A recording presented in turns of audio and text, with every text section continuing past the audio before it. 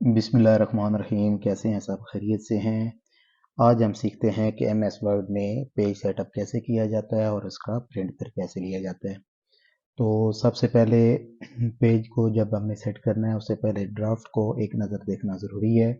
उसके लिए आप ये देखें कि आपके जो मार्जिन्स हैं वो सामने जो नज़र आ रहे हैं वो ठीक हैं और आपने अपने टेक्स्ट स्टाइल को जस्टिफाई कर लिया है या इसको मज़ीद किसी सेटिंग की ज़रूरत है। सपोज़ अभी जैसे ये मेरा पहला पैराग्राफ है, अभी जस्टिफाइड है। अगर अनजस्टिफाइड हम इसको करते हैं तो वो कुछ ऐसी शक्ल में आ जाता है कि एंड आपका जो है वो सारी लाइंस जो हैं वो एक अलाइन नहीं होती।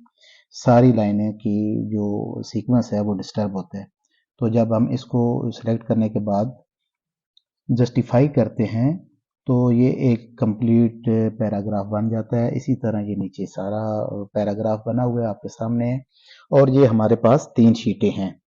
इसके बाद आपने इसका जो हेडर में टाइटल है वो आपने सेलेक्ट करना है, उसको टाइप करना है। जैसे ये मैंने इसको पहले सेलेक्ट किया हुआ है, अभी हम इसको चेंज करते हैं। इसको हम लिखते हैं कंप्लीट पेज सेटअप इन वर्ड।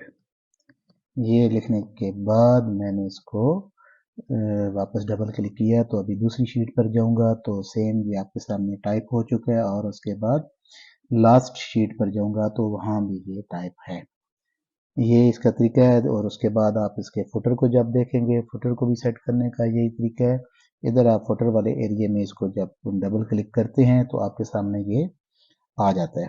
अच्छा, उसके बाद आपने इसके हेडर और फुटर को एक स्टैंडर्ड फॉर्मेट में अगर सेट करना है तो उसके लिए आप लेआउट में जाएंगे। लेआउट के बाद आप मार्जिन को सिलेक्ट करेंगे। मार्जिन को सिलेक्ट करने के बाद कस्टम मार्जिन में जब जाएंगे तो यहाँ आपके पास ये 3 ऑप्शन आ गए हैं कि टॉप से आप कितना मार्जिन रखना चाहते हैं। तो यहाँ मार्जिन हम इसको 1.5 से कम करके हम 0.75 कर देते हैं, मतलब उसका हाफ कर देते हैं। यहाँ पर हम इसको बॉटम को 1 कर देते हैं, लेफ्ट राइट हमने 1 ही रखा है।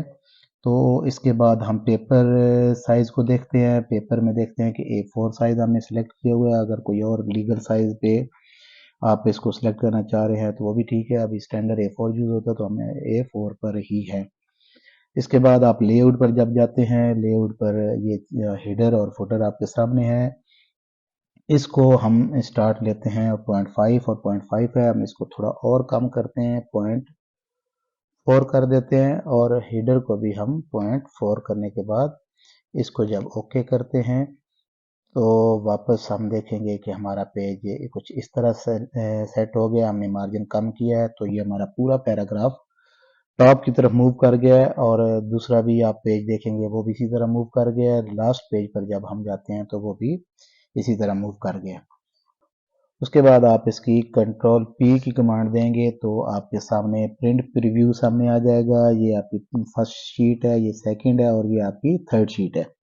ये 3 पेज आपको सामने नजर आ रहे हैं और तीनों पे हेडर और फुटर जो है वो आपके रिवाइज हो रहे हैं और सामने आपके शो हो रहे हैं।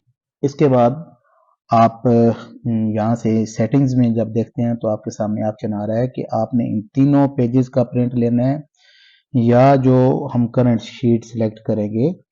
जैसे सपोज ये आपके सामने पहली शीट है, इसी के ही आपने अगर प्रिंट लेना है तो आप जस्ट इस पे प्रिंट करंट पेज को सिलेक्ट कर लेंगे। अगर सब शीटों का आपने प्रिंट लेना है तो आप प्रिंट ऑल पेजेस पर जाएंगे।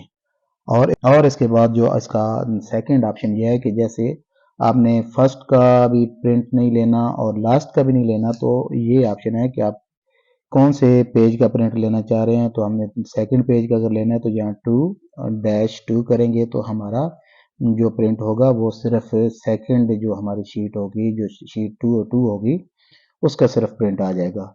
अभी हम इसके प्रिंट ऑल पेजेस को दोबारा सेलेक्ट करेंगे। उसके बाद नीचे ऑप्शन है कि आप वन साइड प्रिंट लेना चाहते हैं या सेकंड से डबल साइड लेना चाहते हैं। अगर आपके प्रिंटर में ये ऑप्शन है कि उसके डबल साइड प्रिंट हो जाता है तो फिर आप इसको डबल साइड से भी सिलेक्ट कर सकते हैं या प्रिंट आने के बाद इसको मैन्युअली आप उस जो सिंपल प्रिंटर होते हैं उसके अंदर इंसर्ट कर सकते हैं। हम बाकी ये पेज सेटअप आ गया, हम पहले इसको पोर्ट्रेट सेट कर चुके हैं, A4 सेट कर चुके हैं, मार्जिन भी हमने सेट कर लिया है और इसके बाद हमारा प्रिंट रेडी है। प्रिंट की कमांड देंगे तो हमारा प्रिंट आ जाएगा। सेटअप का तरीकाकार था और उसका प्रिंट लेने का भी तरीका आपको बता दिया है। वीडियो अगर आपको पसंद आई है तो उसको शेयर और लाइक करना ना भूलें। Thank you.